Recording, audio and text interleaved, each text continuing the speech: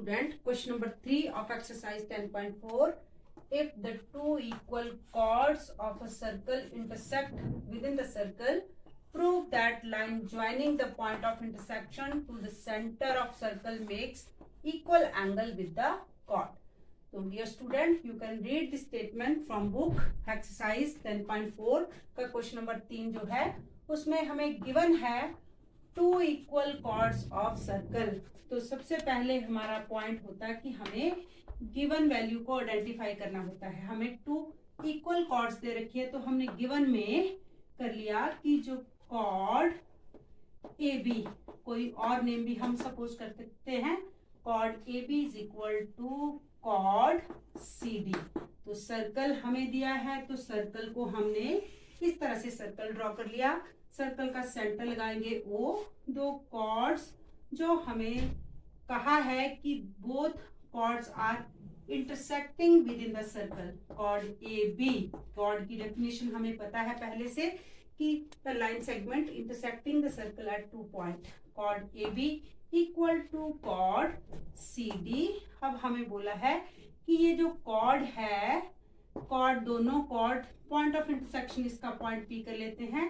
Point of intersection of these two equal cord, जब हम इस पॉइंट ऑफ इंटरसेक्शन को सेंटर ओ से ज्वाइन करते हैं तो जो ओपी लाइन है वो कॉर्ड ए बी के साथ ओ पी बी एंगल बनाती है। Angle O P B prove करना है ओ पी सी के, एंगल ओ पी सी के इक्वल ये हमें टू प्रूव करना है और ये हमें गिवन है। तो इसे हम सॉल्व कैसे करेंगे? सबसे पहले कंस्ट्रक्शन करेंगे कि O M perpendicular to chord A B, then O N perpendicular to chord C D.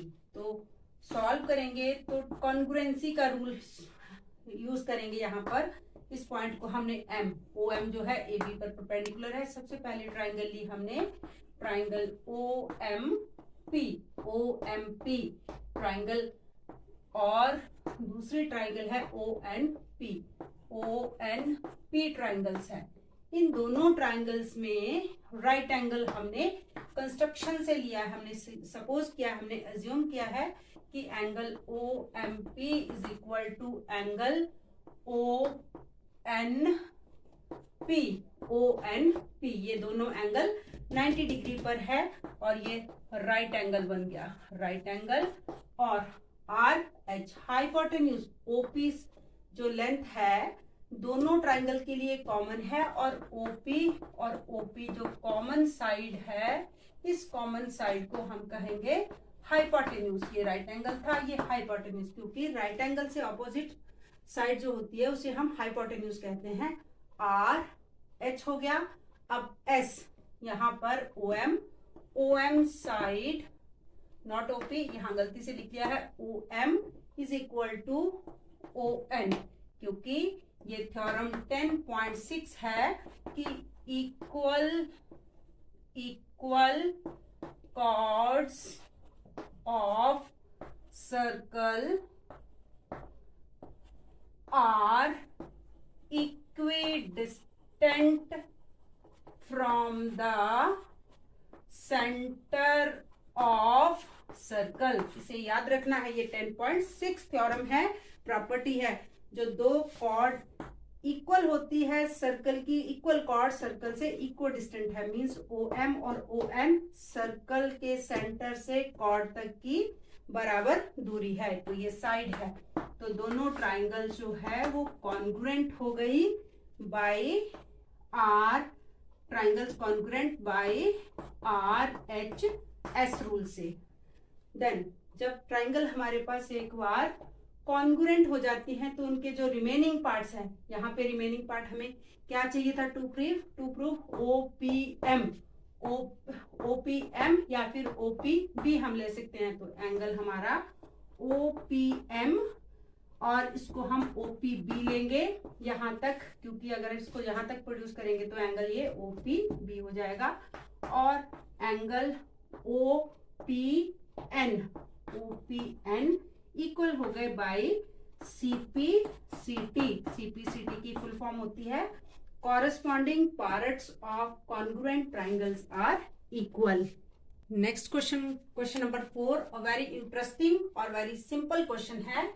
If a line है ABCD intersects two concentric circle, outer circle और inner circle, concentric circles जिनका common center होता है eight O और line ABCD पर intersect करती है. हमें प्रूव करना है कि AB इतना पोर्शन और इतना portion AB is equal to CD. So सबसे पहले एक छोटी सी कंस्ट्रक्शन करनी है सेंटर से. देखो यहाँ पर जो BC है वो इनर सर्कल की कॉर्ड है. सेंटर से हमने यहाँ एक परपेंडिकुलर ड्रॉ कर लिया और थ्योरम 10.3 कहती है कि सेंटर से अगर किसी कॉर्ड पर परपेंडिकुलर ड्रॉ करता है तो उस कॉर्ड को परपेंडिकुलर OM 2 इक्वल हाफ्स में डिवाइड कर देता है. बट अगर हम आउटर सर्कल को लेते हैं तो AD आउटर सर्कल की कॉर्ड है. इस आउटर सर्कल के लिए भी सेम सेंटर है, सेम परपेंडिकुलर. जब AD पर इंटरसेक्ट करेगा तो AM is equal to MD हो जाएगा. सबसे पहले हम गिवन में जो लिखेंगे प्रूफ क्या करना है और फिर कंस्ट्रक्शन. सबसे पहले गिवन क्या था, 2 कंसेंट्रिक सर्कल दिए थे. प्रूफ हमें क्या करना है, AB लेंथ CD के इक्वल करनी है. कंस्ट्रक्शन में OM perpendicular to chord BC of inner circle, OM perpendicular to the outer chord of outer circle which is AD. तो सबसे पहले जो थ्योरम 10.3 है कहती है कि perpendicular from centre to chord bisect the cord.